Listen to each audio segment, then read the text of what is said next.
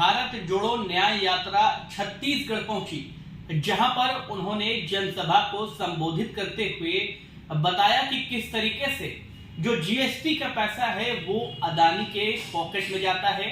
और साथ ही राहुल गांधी ने सवाल उठाया प्रधानमंत्री नरेंद्र मोदी की जाति को लेकर कि वो जो है ओबीसी वर्ग में पैदा ही नहीं हुए, वो किस वर्ग में पैदा हुए और किस तरीके से जो जीएसटी का पैसा है वो सीधे अदानी के जेब में जा रहा है। इसको लेकर राहुल ने बड़ा खुलासा किया है।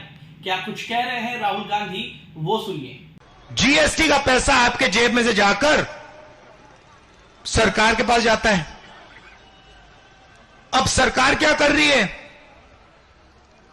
आपका जीएसटी का पैसा जो जा रहा है, इंफ्रास्ट्रक्चर बनता है तो अदानी को देती है, एयरपोर्ट बनता है तो अदानी को देती है, पोर्ट बनता है तो अदानी को देती है, खदान दे दी अदानी को, आदिवासियों की जमीन छीन ली। तो आप जीएसटी भर रहे हो, आपकी जीएसटी का पैसा वही 2-3 अरबपतियों को जा रहा है। तो ये जो पिछड़ों की मदद का काम है, दलितों की मदद का काम है, आदिवासियों की मदद का काम है, तो ये करवा क्यों नहीं रहा है? मैंने सोचा, मैं आपको बताता हूं क्यों नहीं करवा रहा है।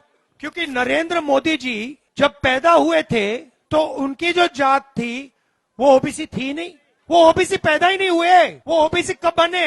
जब गुजरात में बीजेपी सरकार ने उनकी जाति को ओबीसी वर्ग में शामिल किया।